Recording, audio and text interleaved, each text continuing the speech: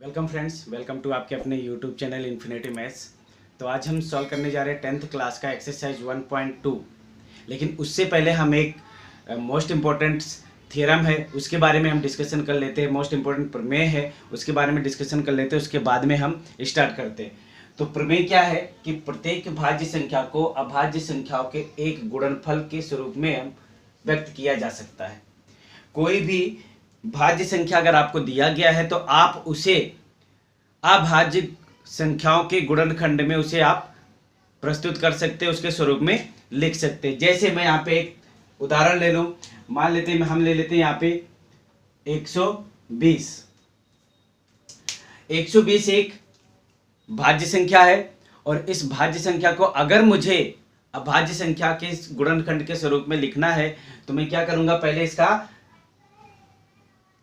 अभाज्य गुणनखंड ज्ञात कर लूंगा। अभाज्य गुणनखंड आप कैसे ज्ञात करोगे, आप 6 से ही पढ़ते आ रहे हो। इस तरह से आप एलसीएम और एचसीएफ फाइंड करते थे। तो 120 का हम निकाल लेंगे। तो 120 को पहले आप 2 से भाग करोगे तो 60 आ जाएगा, फिर से 2 से भाग करोगे तो 30 आएगा, फिर से 2 से भाग करोगे तो 15 आएगा, फिर हम 3 से भाग करेंगे 5 आएगा, और फिर इसे हम 5 से भाग करेंगे तो 1 आएगा। इसी को हम अभाज्य गुणनखंड कहते हैं। अभाज्य गुणनखंड में अभी यहाँ पे देखो जितने भी नंबर्स आपको यहाँ पे दिए गए हैं सभी नंबर्स अभाज्य हैं। इसमें से कोई भी संख्या किसी और के टेबल में नहीं आता है, सिर्फ 1 और इटसेल्फ में आ रहा है, और खुद के टेबल में आ रहा है और 1 के टेबल में आ रहा है। तो इस तरह से अगर मैं यहाँ पे 120 को, ये भाज्य संख्या है, 120 को अगर मैं लिखूंगा तो ये हो जाएगा 2 की घात 3, क्योंकि 2 यहाँ पे 3 बार है और 3 एक बार है और 5 एक बार है। तो ये हमने प्रस्तुत कर दिया कि कोई भी भाज्य संख्या हो उसे हम अभाज्य संख्याओं के गुणनफल के स्वरूप में लिख सकते हैं। तो इसी प्रमेय का उपयोग हमें एक्सरसाइज प्रश्नावली 1.2 सॉल्व करने के लिए करना है, राइट। तो देखते हैं चलो कि प्रश्नावली 1.2 का पहला सवाल क्या है। तो पहला सवाल हमें दिया गया है कि अभाज्य निम्नलिखित संख्याओं को अभाज्य गुणनखंड के गुणनफल के रूप में व्यक्त कीजिए। और पहला सवाल हमें दिया गया 140। तो 140 का हम पहले इसका अभाज्य गुणनखंड कैसे करेंगे, तो 140 हम ले लेते हैं। 140 को पहले हम 2 से भाग करेंगे तो ये 70 आएगा, फिर से 2 से भाग करेंगे तो 35 आएगा। अब ये 2 के पहाड़े में जाएगा नहीं, इसलिए हम इसे 5 से भाग करेंगे तो 5 सत्ते 35, और 7 से इसे हम भाग करेंगे तो 1 आएगा, राइट। तो इस तरह से आपको 140 का अभाज्य गुणनखंड मिल गया है 2 की घात 2 गुणे 5 गुणे 7। इसी तरह से हम दूसरे सवाल लेते हैं। दूसरा सवाल हमें दिया गया है 156। 156 का भी निकालते हैं। 156 को हम 2 से भाग करेंगे, 2 सत्ते 14, 2 अठे 16, 2 तिया 6, 2 9 18, 3 एकम 3, 3 तिया 9 और 13 एकम 13। तो इस तरह से आपको 156 का मिल गया। 156 बराबर 2 की घात 2 3 गुणे 13। अब हम निकालते हैं 38 25 का। तो 38 25 का अगर हम निकालते हैं तो इससे पहले चेक करो कि 2 के पहाड़े में जाएगा कि नहीं जाएगा। तो 2 के पहाड़े में नहीं जाएगा क्योंकि लास्ट जो नंबर है वो 5 है। 0 2 4 6 अगर आपको दिया गया हो यहाँ पे 0 2 4 6 तो आप उसे 8 तो ऐसे 2 से करोगे, नहीं तो आप चेक करोगे 3 से। तो 3 से क्यों चेक करेंगे, क्योंकि 3 क्या है, अभाज्य संख्या है। तो अगर 3 से चेक करना है तो आप इन सबको प्लस कर दो, देखो कितना आता है 18, और 18 3 के पहाड़े में आता है, इसलिए ये पूरा 3 से भाग होगा। 3 एकम 3, 3 दूनी 6 और 2 3 सत्ते 21 और 3 पचे 15। फिर से 3 से जाएगा, 3 चौक 12, 3 दूनी 6, 3 पचे 15। फिर से अब हम इसे 5 से भाग करते हैं। 5 अठे 40 और 5 25। फिर से 5 से, 5 एकम 5, 5 सत्ते 35, 17 1। तो इस तरह से आपको 38 25 इसका आपको गुणनखंड मिल गया है 3 की घात 2 गुणे 5 की घात 2 गुणे 17। तो चौथा सवाल आपको दिया गया है 5005। तो 5005 का हम निकालते हैं।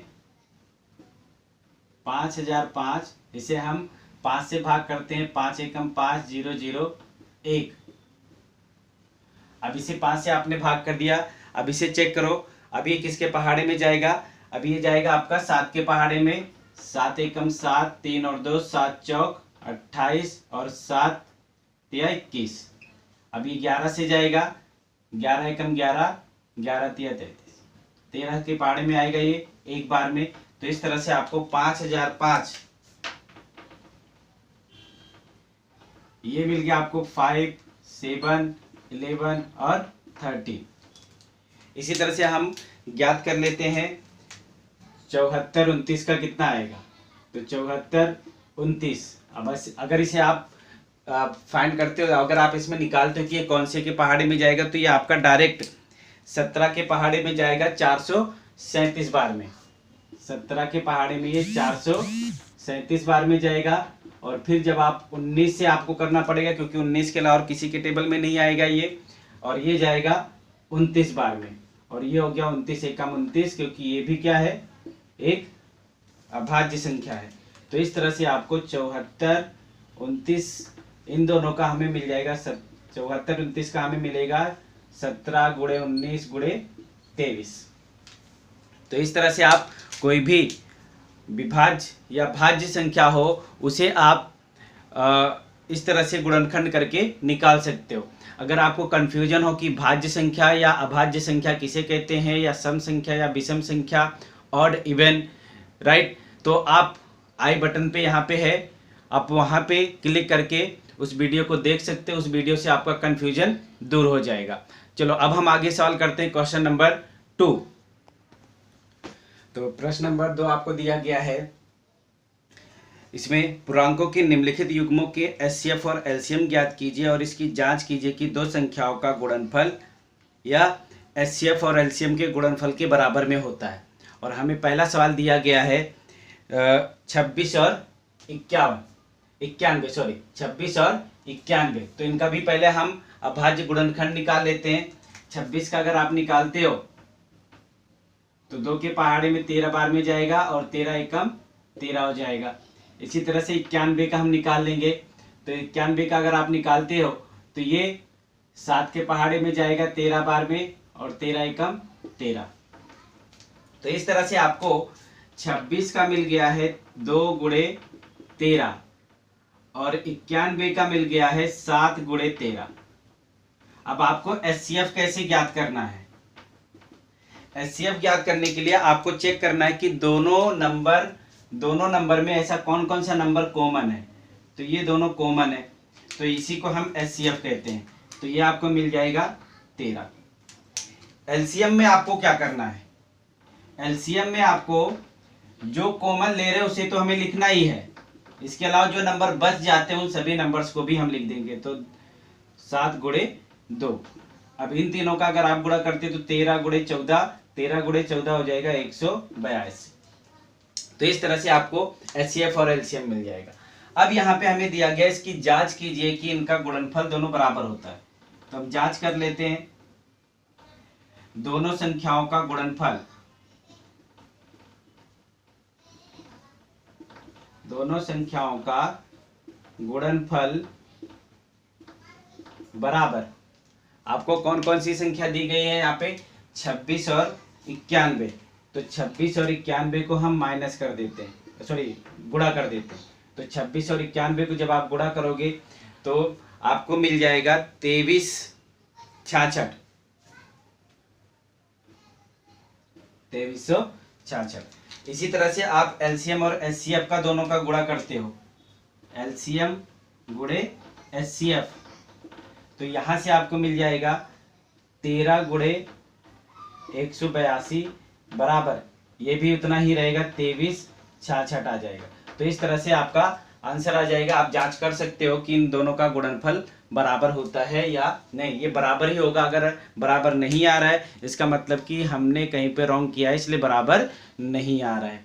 चलो नेक्स्ट क्वेश्चन सॉल्व करते हैं। आपको दिया गया 510 और 92। तो 510 और 92 का पहले हम निकाल लेते हैं।